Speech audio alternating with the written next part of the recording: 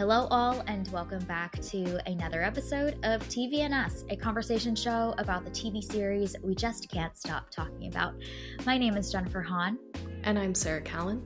And each season we focus on a different show, reviewing it episode by episode, and we invite you to watch along with us.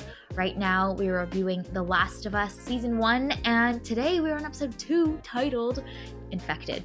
If you haven't watched it yet, this is your spoiler alert. Please check it out before continuing to listen to the rest of this episode. Okay, Sarah, kick us off with an episode summary for this second episode. After escaping the QZ, Joel and Tess clash over Ellie's fate while navigating the ruins of a long-abandoned Boston. Okay, and in TVNS tradition, we start off the episode with our episode titles of choice for the given episode. So Sarah, what is yours for episode 2? Pass. Nice. Very, very good. And multiple meanings you could think about with that word as well, of concept of allowing those to pass. Yes. Pass through their path. There's so many. So well done. Multi-layered. Thank you. Thank you. My episode title is The Long Way. Ah, yes, indeed. They have to go the long way. Very long. Which then gets even longer. And yeah, very much so. Which is probably like the summation of this entire show is like, we need to get this child somewhere, but we are going to take the longest possible way because everything will be unexpected as we go on this journey. Okay, Let's dive in. Let's talk about our thoughts about this episode. Yeah, I think what impressed me the most about this episode is that the writing acknowledges that we are intelligent viewers. And at the same time, it gives us the information that we need at the right time for the next scene. And you see that a few different times in this episode. First, the episode begins when we're in Jakarta and we meet this scientist woman and we learn her credentials in that conversation that she has with the policeman. And we learn a little bit more about this mutation and this fungus that's spreading through that conversation. And there are bits of that conversation that are then paid off later in the episode. And, Tess and Joel have experienced these creatures before, but Ellie hasn't. And so she is such a great stand-in for us as the viewers. And so Tess is teaching Ellie about how you live outside of the walls and what you have to look out for. And these are the rules and all of that. And so I appreciated those moments that are kind of littered throughout the episode because it gives us the rules of the road without needing to have this like long exposition or, these other kind of more basic ways of explaining that information. But because of what these characters are going through and how they're navigating these situations, we get to learn up and we get to be brought up to speed while other characters are doing the same. So there are a few moments like that just really made me appreciate the writing and how this episode is structured and how information comes at just the right time to get us to the next scene or get us through the next obstacle. I love that detail about the way the show has been written so far that I feel like is so significant and notable because this is an apocalyptic world. And so there's so much information to take in, but we don't get all of it at once. Like we were talking about in our discussion about episode 1, we don't really learn anything about how this fungus works and how it spreads and how it operates.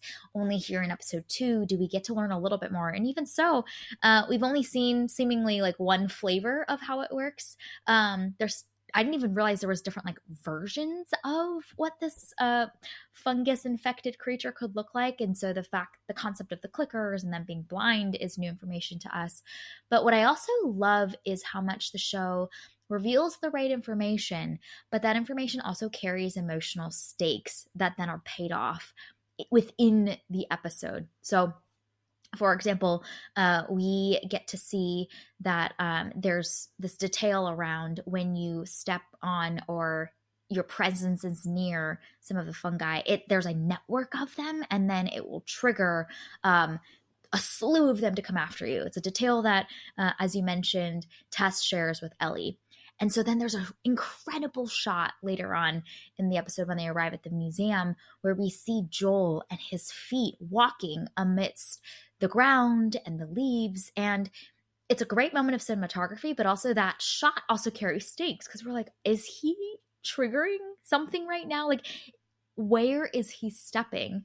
And then that then pays off to obviously the reveal around Tess being infected and the fact that she sees this as the moment where she needs to self-sacrifice herself because they've triggered the network and now there's a horde of these infected beings that are going to be after them. And she knows that what's most important is for Joel and Ellie to continue on the journey. And so her journey stops here. And so like all of that is woven together, but it's kind of like original seed tied back all the way in the beginning of the episode with that little detail that we learn from Tess as she shares it with Ellie. And yet it triggers this whole set of emotional stakes for this character that we get to see unfold. And like the way the show is able to plant those seeds and then have them grow into these big emotional moments for the characters, I think is really special and really exciting to see. And man, I'm so excited to see them do more of that as we get to know this world a little bit more. And I love that detail of them all being connected together. I am going to mention The Walking Dead a gross number of times during this season of TVNS, so I'm sorry in advance. But I'm just going to keep comparing the two shows together. And there are some moments in The Walking Dead where the walkers are just by themselves. And so you just shoot them in the head, done, problem solved. They are a formidable foe and they do have like weaknesses and stuff. And it's a whole dramatic thing. But that's so simple and straightforward. And I feel like a lot of zombie shows, a lot of zombie movies follow that kind of pattern of you take out the one and you're good. And this show, though, is so fascinating to have them all connected. It's a different type of foe, for lack of a better term, that you're going up against. Because sure, you can take out the one and you should, but how is that going to have a ripple effect throughout the network?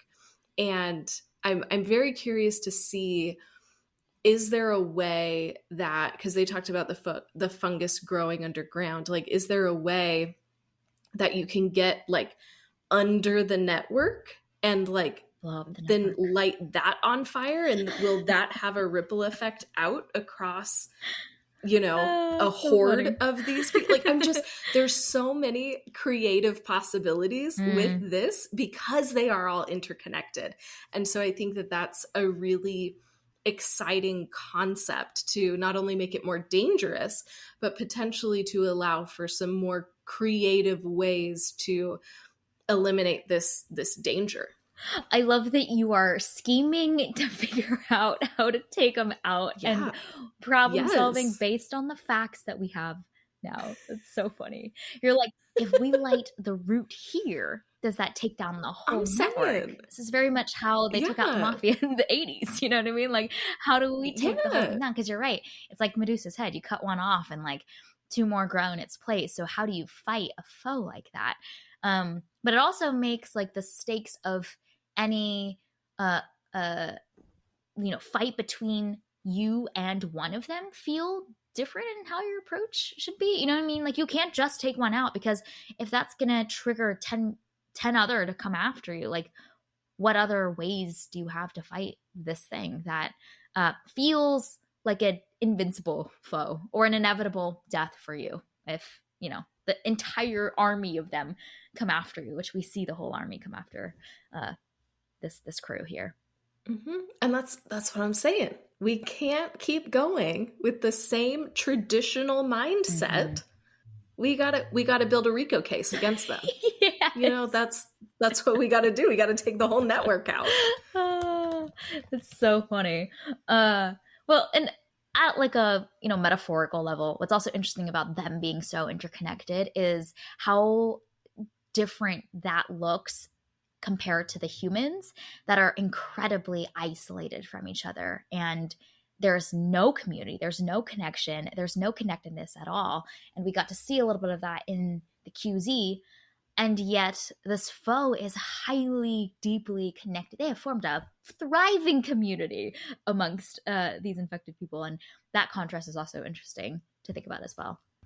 Yeah, I love that. I think that that's really interesting, because, like, especially in America, we are so individualistic and we value the individual. And, you know, even in the story, it's one individual helping a second individual to try and save the world. You know, it's this one person might have the cure for this in her arm.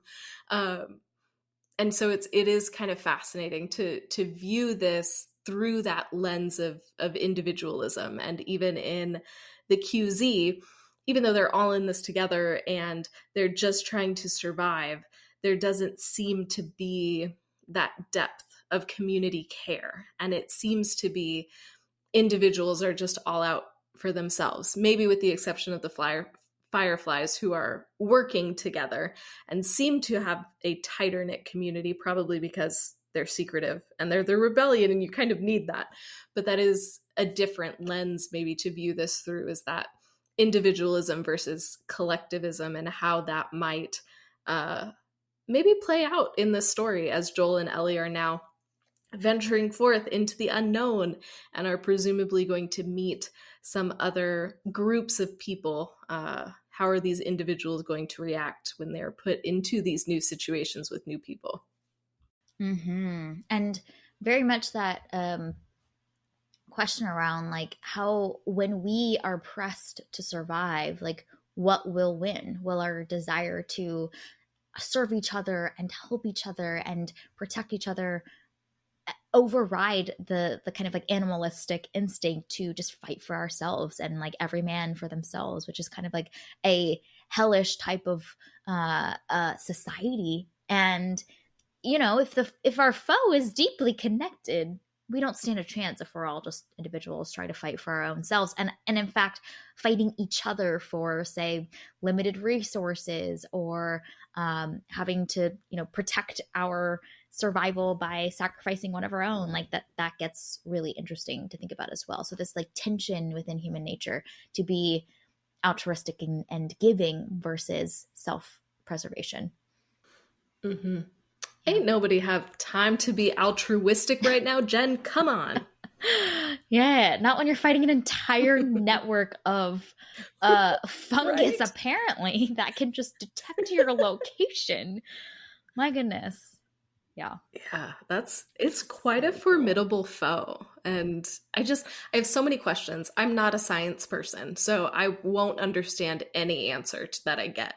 But I'm just so curious about this, because in that first episode, the fungus doctor was talking about how it's all of these people infected with essentially like one mind or one purpose. And I find that really interesting. So like what do all of these infected people, they're obviously all connected, are they working toward a goal? Like, do they have enough, I don't know, agency or awareness to Consciousness, actually yeah. be using that connection to achieve a purpose? I don't know. That's a really interesting question. Yeah. We don't know. We have no idea anything about this fungus and like what the source of it was, how it mutated. We don't know any of that. It seems to be that like when there's like these infected beings that are almost like in hibernation until they're triggered, and then they come running, you know, but why or how, we don't really know. See, it feels like an animalistic instinct in them now of like, of, oh, you know, we've received the signal, we must go. And there's like one mission, but maybe there's this like, I don't know, being that is overseeing it all, that is more, has consciousness in some way. I don't know. One thing that is notable about this fungus is that it's incredibly beautiful. I hate to say it, but it's really beautiful. It's most notable Mm-hmm. when they are outside of the museum and the fungus is all over the door, but it's this beautiful pattern. It almost looks like a floral piece of like porcelain or pottery that was made on this door. It's gorgeous, and that's really weird. Why is it beautiful? Like you're mentioning, in so many of these like zombie-like creatures that are foes, they are often like ghastly. I'm thinking about Lord of Rings, all of the orcs, like they always, the enemy always looks horrifying. And to have an enemy that's somewhat beautiful in a really creepy way is really weird. And I love that this show, especially in this episode, there's so much beauty and nature in this, but it's all a little off-putting too. Obviously the infected, it's kind of gorgeous how some of them look, and just the intricate detailing of their, I guess, their faces, I don't know, or what used to be their face, is so fascinating. But also seeing how nature has really overtaken uh, this city. We get to see grass inside of the building, and we get to see vines growing over cars and up light posts and all of this. And so there's the very organic piece of this that I find really interesting, because I feel like a lot of zombie stuff, a lot of post-apocalyptic shows and movies, it's all very industrial, and it's all, buildings and sidewalks, and you don't see greenery, you don't see foliage, you don't see any of that. But I love that in The Last of Us you get to see that, and it's this like nature kind of like reclaiming what humanity has created. And so I'm curious to see how that theme might continue to like build and evolve over time, because we saw a little glimpse of it in the first episode, and we see more of that here. So I think that that's a clear theme of the show, and I'm curious to see what they do with it and what they might be trying to say through this highlighting of nature and nature's ability to, I don't know, like take over. Yeah, it's a really great point because we as the viewers also get to experience the beauty of nature running its course. Like the way that the hotel has been overrun by nature is gorgeous. It's stunning. There's the lily pads, there's the frogs that are jumping on the grand piano, and the light is streaming through in this beautiful way. Like if I didn't know this was the show The Last of Us, I would be like, this is a magical dreamlike place where like fairies can roam. It's whimsical. It's stunningly beautiful. And yet we know that obviously the fungus is taking its course and taking people out, but it does create this really strange relationship that we as the viewers have with the fungus, because obviously like people are dying, that is very bad, but it's not as if the fungus is an evil being. And so that comparison point, or that gray area of seeing nature take its course and how beautiful it is in other contexts, and then applying that same lens to think about the fungus and its nature taking its course. And I love what you said and the way you phrased it around nature reclaiming what human beings have built is a really fascinating way to like watch this show from that lens. Mm-hmm. It's like the mob moved in, and then a different mob said, "No, this is my territory," and so now they're taking the territory back. Oh my goodness! But then the other mob is going to be like, "Let's take out the Don," and then the whole network Exactly. will fall, unless Yep. that mob has a succession format that is non-contentious and Mm-hmm. does not cause civil war within the mob. Then we're okay. Yeah. Then we're good. Then let the mob wars Yeah. continue to continue to unfold. Wow. So we'll see how these two rival families kind of respond to one another. Oh, yeah. And what's really cool visually is that the QZ is so devoid of the natural. And so, honestly, like we're Hmm. roaming around the open city right now, and it's very dangerous, but there's something that's like refreshing about it, like this return to nature versus being in this incredibly industrial, steel, cold place that is the quarantine zone. Oh my gosh, yes. I'm so happy that we're out of the quarantine zone. I'm like, yes, can we keep exploring? Can we see all of these different interesting places and things? And we saw some of this in the first episode too, of just the really beautiful and intentional cinematography. And I feel like this episode, the cinematography is just doing work to make these spaces that they go in so beautiful, and it's still haunting at the same time, and you're fully aware of the danger in addition to it being very, very beautiful. So we've explored a little bit of Boston, but we're going way west. We're going many states over. So there's a lot of different geography and a lot of different parts of the country that these two could potentially explore. So probably a lot of opportunity for some other hauntingly beautiful set pieces. Hauntingly beautiful is the perfect way to describe it. Yeah. And especially because we know that our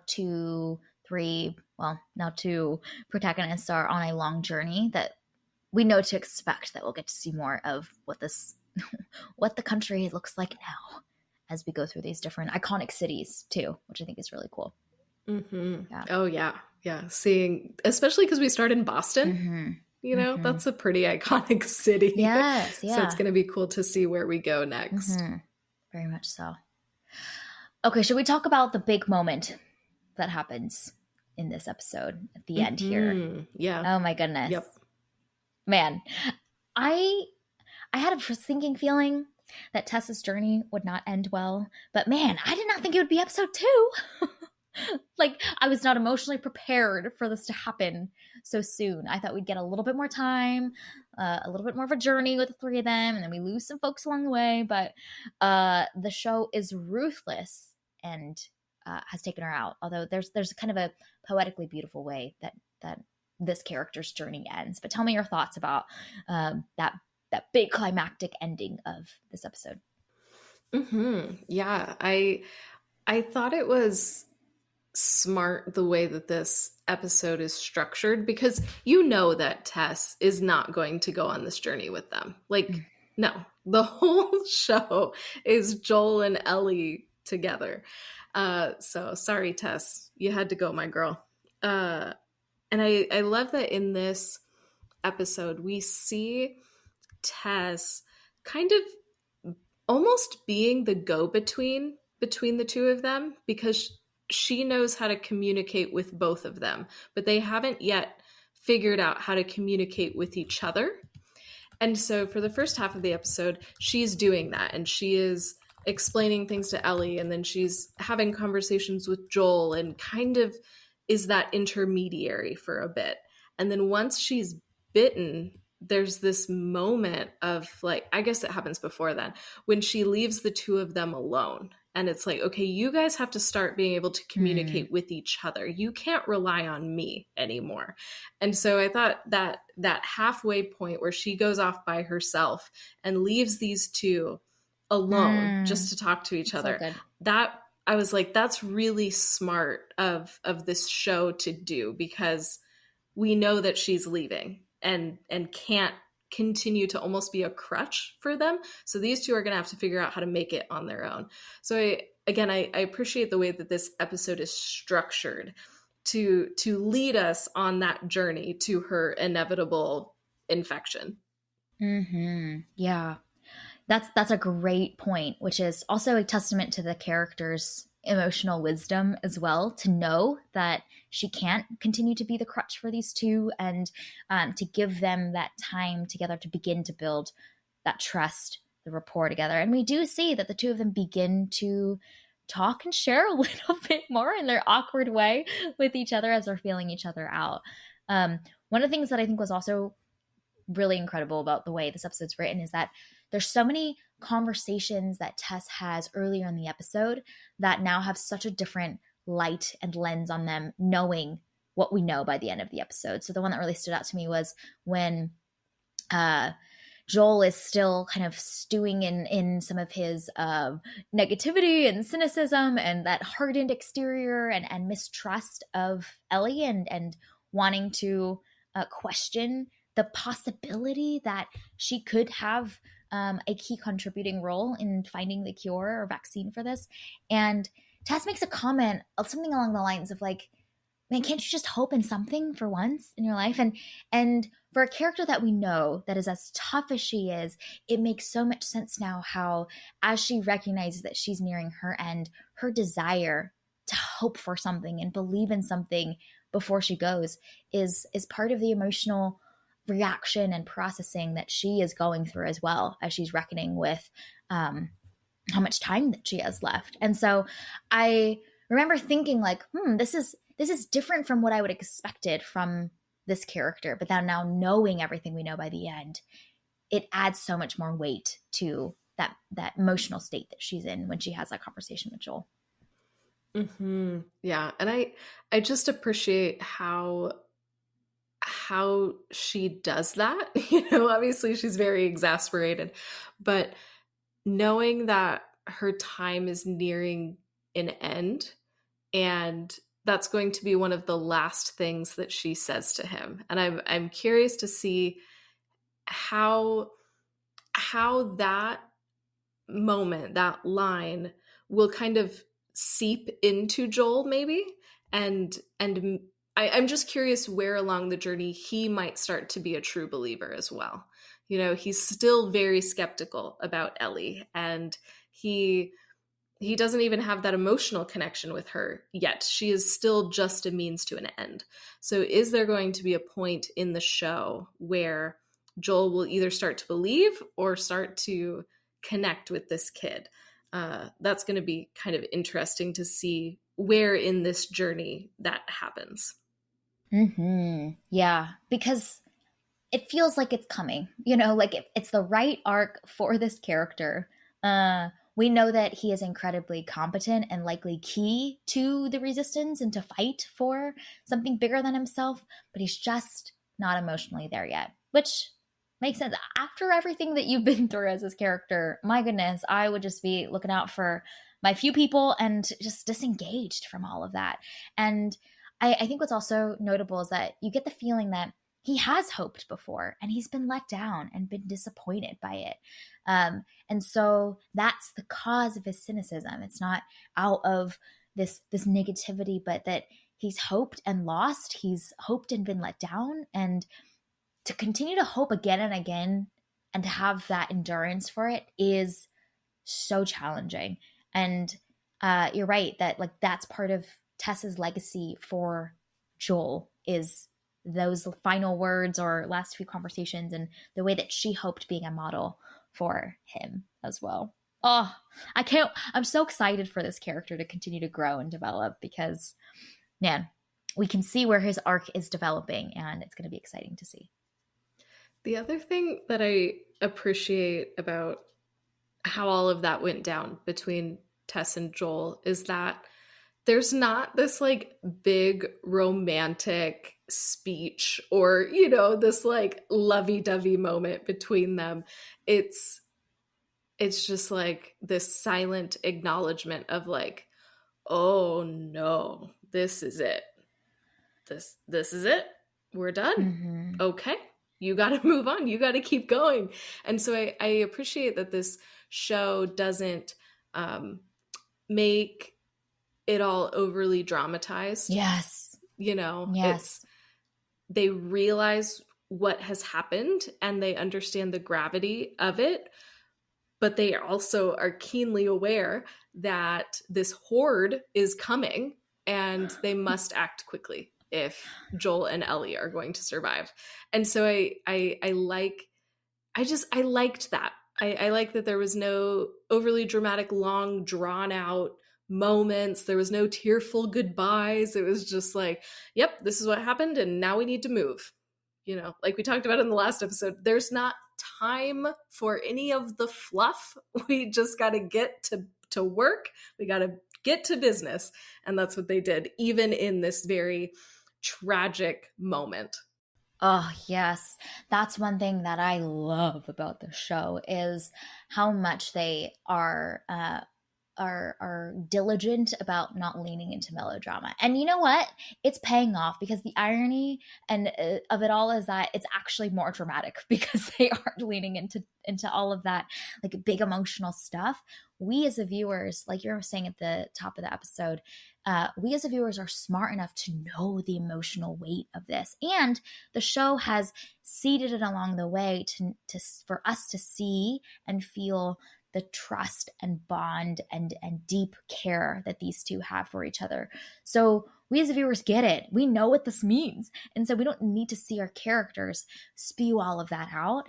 It actually hits even harder for us to imagine the weight of that moment for the two of them. So I love how much the show is restrained in the emotional indulgence of it all. And the great irony is that it's actually more emotional because of that. And I love what she says to him as well, where her final line to him, as I think she says, save who you can save. And that just feels so big and weighty to me. And I think it's one that will obviously be continuing to echo as we go through the next few episodes. But it's like not even about her. You know what I mean? She helps him cast his eyes on the larger picture. So she's not like, go, don't save me. She actually turns his focus to there's a larger purpose here. You know who you can save and you know who you can't save. By the way, it's me. And I thought the wisdom in the way that she phrased that to him, to know how he's wired and to again remove some of that emotional weightiness felt really significant. And the fact that he quickly grabs Ellie and runs is also indicative of the fact that, like, one, obviously they don't have time, but two, he can't even bear to indulge in the weight of the emotions of that moment and to do the goodbyes. You know, like that's hard to do. And so he's got to just run, and he's got to deal with the emotions of that later. But I thought that all of that was just like so fitting for who we know these characters to be and how they're wired, but also like them understanding each other deeply enough to know how to craft their words to communicate in the way that the other needs. And I think that line is also, it reveals some things about Joel too, because we don't really know these characters that well yet. And so there must be something in him where he, and we've seen it in the first episode, you know, his protectiveness of Sarah and how that went very, very badly. And so we know that he is a fierce protector of those that he cares for. And even if it puts himself in danger, you know, he's willing to do that. So I think that line just reveals a little bit more about like the depths of his care and the lengths that he's willing to go to for the people that he cares about. Whereas I feel like a lot of what we've seen from him, you know, in the 2023 timeline is him being shut off and trying to just take care of himself and just focused on a singular goal. But that line, I feel like, revealed that I don't know, that soft interior that he is trying to cut off from being hurt again. And this like, don't, I know that you have this ooey gooey interior, but don't try and save me. Stay focused on the goal. Stay like, save yourself and save this girl. And also maybe showing that Tess might believe in Ellie, and it shows that hope that she was talking about in that previous scene too. So it's going to be interesting to see as we get to know Joel a little bit more. Maybe some of those hard exterior layers will start to break apart just as we get to know him more. Mm-hmm. Yes, very much so. And I think what's also so interesting about the way that Tess phrased the save who you can save line as well is that it almost is her way to continue to tell him to no longer hold and carry the guilt that he's probably been carrying for years about Sarah, but also this guilt again that she knows that he might put on himself and burden himself with around not being able to save her as well in this exact moment right now. So the way that she is caring for him and loving him in trying to help him no longer carry the burdens that he has been, and also the new burdens of this present moment where she is about to die, I think is also part of her wisdom and knowing him deeply and some of the demons that perhaps he's been battling and facing for years. And I think that's really wise of her as well to know that this might be something that is going to haunt him again. The fact that he can't save Tess in this moment. And I'm also curious if that is going to relate to his brother at all as well, because we know that, you know, he's searching for his brother and it's not safe for him to be going after him. So I wonder if there might also be something there, and if that line is going to resurface in a future episode between those two characters. Yeah. Something is smelling really I don't know, not great about everything happening with Tommy, you know, especially in, I think, the first episode where we learn that typically Tommy responds within a day, you know, and it's been weeks. There's just feels like doom and gloom on the horizon for Tommy in whatever way. Maybe it's I don't know. I don't even want to create hypotheses. It's just gonna make me feel all the feels. But yeah, things are not gonna be easy for Joel on that front either. All of his loved ones, man. No, of course not. Yeah. The 80s song was playing at the end of the first episode. It means trouble. Yeah. Trouble's a coming. Mm-hmm. Yep. Okay, we also get a whole sequence of fights and battles with these blind clickers. Tell me your thoughts about that whole sequence. Honestly, I was a little bit surprised at how bad Joel and Tess were at this. Like, I don't know, man. Y'all have been in this world for 20 years and you're smugglers and you go out here with some frequency. Granted, they probably take routes to avoid running into the infected. So maybe that's a part of it. But like, I don't know. I was a little surprised at how unprepared isn't the right word, but like they weren't as competent in those fights as I expected them to be. And so that was interesting to me. I was like, oh, okay, how is this gonna go? Like, because I really expected Joel to just he has this automatic gun, like just bop, bop, bop, bop, bop, take out a bunch of them, you're good, keep it moving. But it didn't go that way. So I'm curious how maybe future encounters are going to go, or like maybe we're going to focus more on uninfected factions of people fighting over supplies. I don't know. I'm just that particular scene did not go how I expected it to go. So I'm just curious how this show is going to move forward. Yeah, got it. So you thought that they would have a lot more pizzazz in the way they're able to like take them out instead of kind of fumbling along a little bit more. Yeah. Like, I don't know. I especially because he has that automatic gun. Like, I don't know. That just seems like cream of the crop to take these dudes out. But I don't know if maybe it has to do with like the noise and not wanting to make too much noise to attract people to like more of them to come. I don't know. But that was a surprising scene for me. Got it.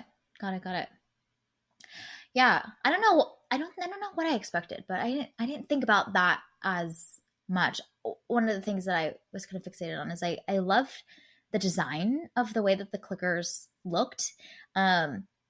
Particularly the fact that basically everything below the neck looks like a human being's body. I thought that was really smart, especially because it kind of echoes a question that I believe Ellie asked Joel early in the episode of like, do you ever feel bad for killing them, knowing that they were humans? And it feels like the visuals are really aligned to that concept of like these were human beings at one point. Yes, they're not possessed, but they haven't really completely mutated to be these creature like figures. And so visually, it makes for a different experience to watch Joel and Tess fight them off, seeing these kind of like mangled limbs of but what is still a human body with obviously a very large brain like looking monstrous head. But that back knowledge, knowing that these were human beings, I think is a fascinating extra emotional variable, I would say, in some of those fight sequences. Yeah. Yeah, it's very interesting that they look so different than what we would normally see in this kind of action adventure survival. I know that they're not zombies, but like they're kind of zombie like, so I can't think of another thing to like call them. But they look so different, and it's you mentioned this earlier that there's kind of different variations of them too, apparently. And so I'm so curious to see what those are all going to look like, because the little clickers themselves, they were so interesting to kind of see how they moved and kind of how they navigated everything. And it's also just so interesting. They were infected with a fungus, and so that has led them to no longer be able to see, but they clearly have a heightened sense of hearing. So, how did a fungus do that? Again, I'm not a science person, so I wouldn't understand the explanation. But that is so interesting to me that this fungus changes the infected. Maybe it's just like part of the fungus's progression, or maybe it's different variations of the fungus or something. That's just so intriguing to me. I want to know the mechanics of how this works, even though it might not make sense to me. I'm so curious. I need to know. And you know what? The beginning of the episode primes us for all of those questions to be asked, because we learn a little bit of the science behind it, but only but a tease that we get. Yeah, I was fascinated to read. Just an interesting detail that I found like pretty cool is that obviously this show is based on a video game, and apparently the way that those two clickers moved was very accurate to the way that they move in the game, and they were like pretty intentional about ensuring that the way they like kind of wobbled and like limped around was similar to how they look in the actual video game itself. So I thought that like that attention to detail is pretty cool, especially for people that are watching this show, having played the game. That consistency and attention to detail, I'm sure, was quite exciting to see. So I love that. I love that. And it's so fascinating that this is based on a video game, because I don't know, video games are notorious for being just ending up being terrible movies or shows. Like if you try and adapt a video game, it doesn't always end well. And this is the opposite. And it's cool that the creator of the video game is involved in this and kind of spearheading this. And it's wildly successful. And people who have played the game also love the show, which is, I feel like, rare. So, I mean, it proves that with the right people at the helm, you can adapt a video game into a pretty good show. Yeah, I'm like, what other video games are there out there? Let's take some of these premises and make them into stories for us to consume in these other mediums. Yeah, you're so right, though. Usually the video game to movie conversion is one that does not end well. So great to see that there is a way to do it well. Okay, time is flying. Any other big things that we wanted to mention before we give out some TVNS awards? I would just like to shout out that just brief moment where we're in the hotel and we see the frog playing the piano. I loved that. It's so whimsical. It's so much fun. It was my favorite little moment in the whole episode. They didn't need to include that. Who cares about a frog playing a piano? And the answer is me. I care about the frog playing the piano.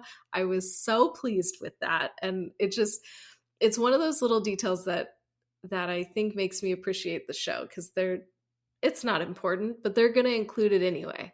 And I really loved it. So I wanted to highlight that little frog.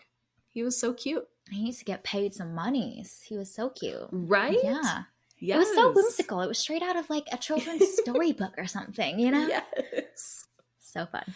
Well, and then it's so cute because after that, then you see Ellie being a kid for once that we've never seen before, and she's imagining what it would be like to check into this hotel. So it really is this really fun, whimsical moment, and then she finds a dead body and all the whimsy is gone. Mm-hmm. But it was nice for that one brief moment to just, oh my gosh, you can be a kid, you can have fun, you can imagine, look at this beautiful place. It was a nice reprieve for us too as the audience. Yeah, it was. I was so concerned for her the whole time. I'm like, please don't step on one of the like strands of the network. Oh my God, don't touch anything. Don't move anything. Just walk your little feet only in the direction it needs to go, because we just learned and we just saw this close-up shot of Joel's feet, you know? Yes, but it was very sweet. Because she's 14, but it is that like borderline age where you want to be an adult and you want to be taken seriously, and we definitely see that in Ellie all of the time, but you also still aren't so far gone from that childlike wonder that you've lost it the way that sometimes we do as adults. And so she's able to access that imaginative playfulness so easily as well. It's so fun.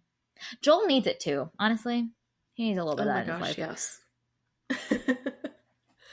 Well, and Ellie had to grow up so young too. So I just love that we get to see that different side of her that she probably rarely is able to access. And she felt safe enough or inspired enough in this place to do that, you know, being imaginative and creative. It's such a vulnerable thing. And I feel like for this, you know, the episode and a half up till that point that we had gotten to know her, it's not even a full episode, that we had seen her, she has her walls up, and in this moment she is able to let those down. And so it's such a sweet and tender moment that we get. I loved it. I love that they included that here to show us this different side of Ellie, that she still is a kid, even though she may have the cure inside her, and she had to grow up really, really young, and she, you know, swears like a sailor and acts like an adult, but she actually is a kid. So just remember that about her. That's so good. Yeah. And it perfectly comes right after the frog moment. The frog shot. I loved it. Yeah. So great.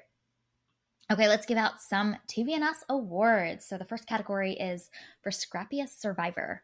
What character is getting this award this week? I want to give it to Ellie for really enjoying the sandwiches that Marlene sent her with.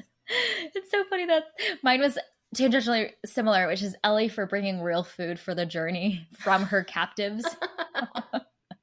Yes. Oh, it's so great. What's fun is because they quickly cut right after to Joel and Tess eating what looks like just cardboard beef jerky of some kind, I'm assuming. But man, that sandwich looked delectable. It looked so good. Yeah. I'm glad that Ellie was enjoying that. Okay, the second category is for Grittiest Moment. What is your choice? Tess struggling with that lighter. Oh, yeah. Yep. My choice for this category is the infected being coming at Tess. I read online that whether I forget if it was like the director or the cinematographer or whatever for this episode described that as a kiss. And I mean, it makes sense, but they filmed it like a kiss from a romantic movie, but then obviously it's haunting as well and really twisted. And I just thought that concept of this like infected being kiss with Tess was terrifying and really, really well Hmm. shot the way that that all plays out.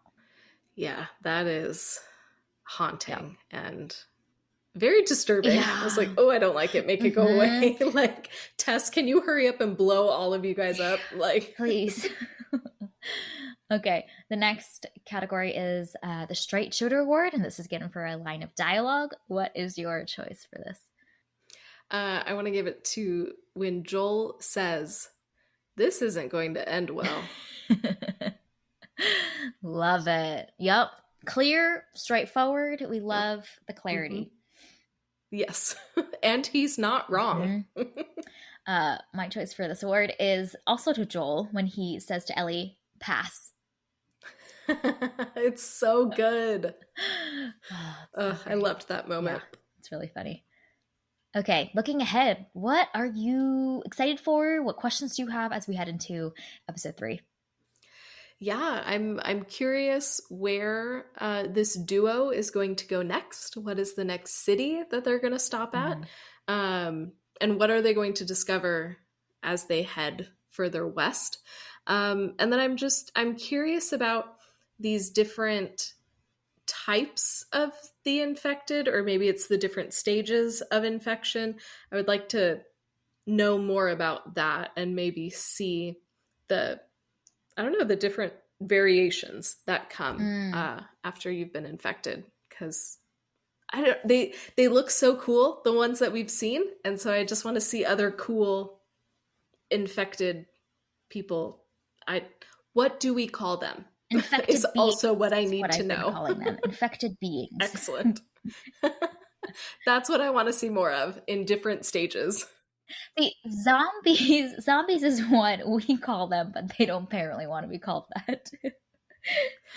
I It seems, Yes, they're not but that's what zombies. they are, kind of, you know? They're Kind of. dead, So basically, but they're clearly alive. basically, So that's what a zombie is: dead, then alive. yeah. But I know like each franchise calls it, so like in The Walking Dead, they're the walkers.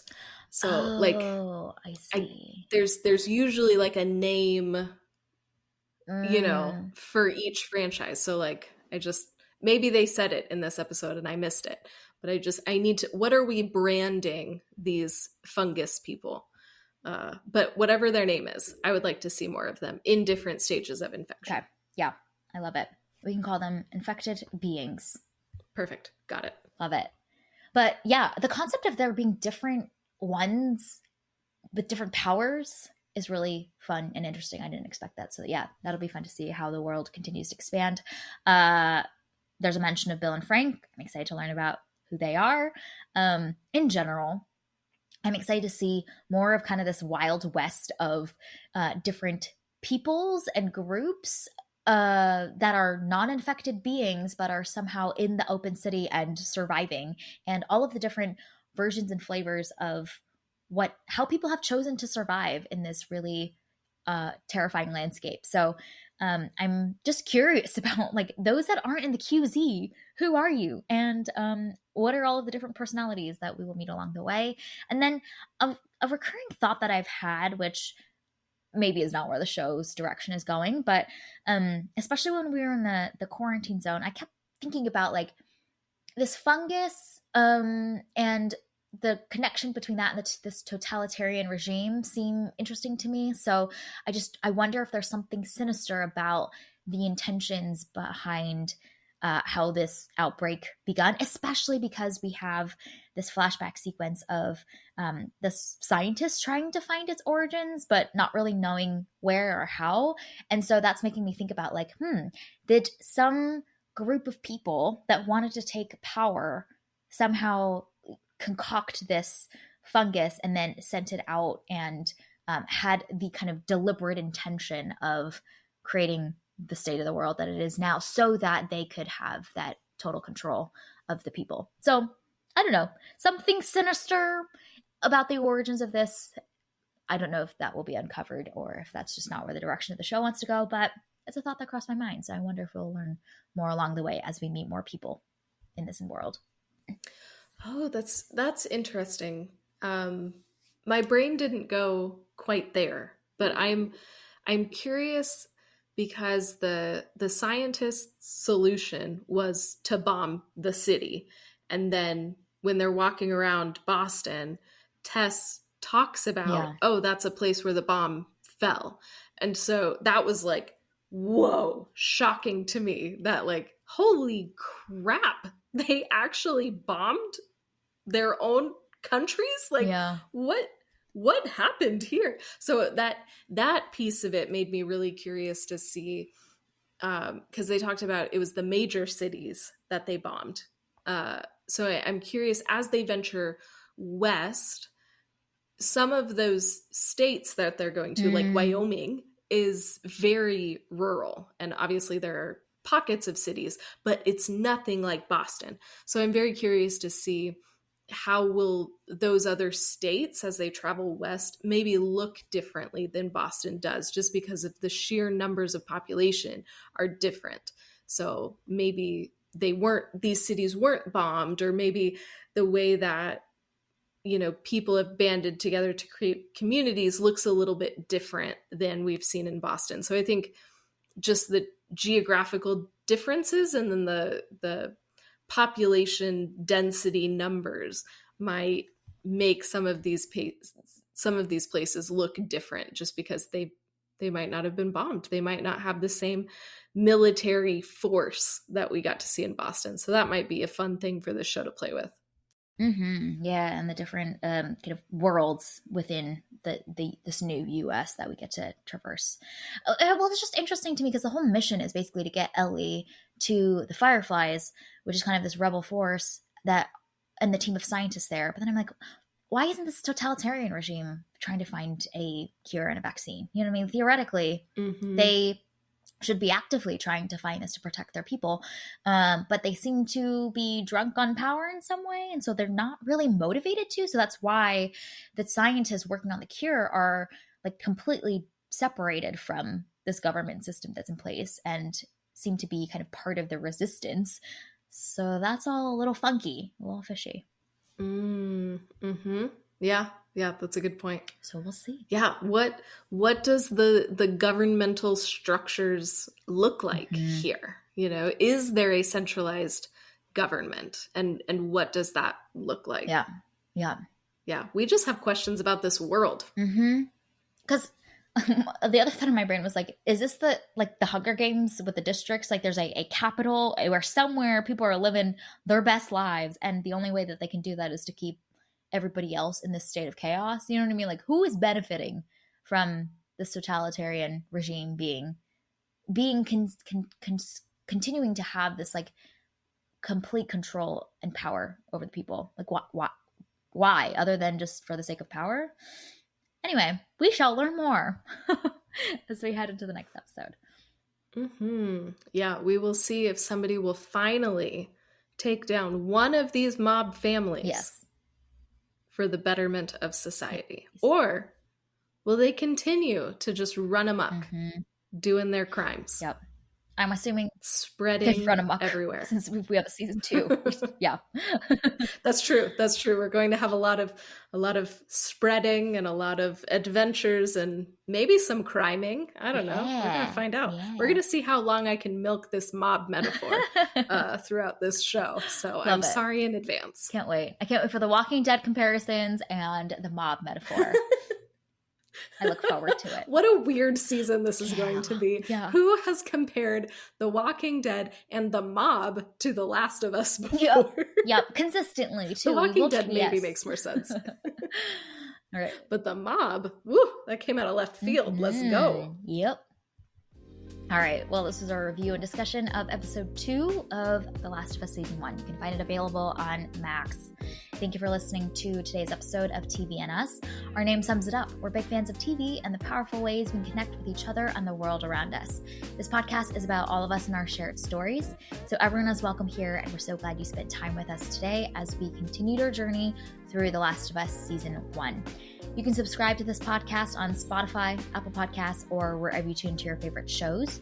Drop us a rating and review, letting us know your thoughts about episode 2. You can connect with us on Instagram, Threads, and TikTok at TVNSPod, or you can email us at tvnspod@gmail.com. We will be back very soon to discuss episode 3. We hope you have an amazing week, and we'll talk again very soon.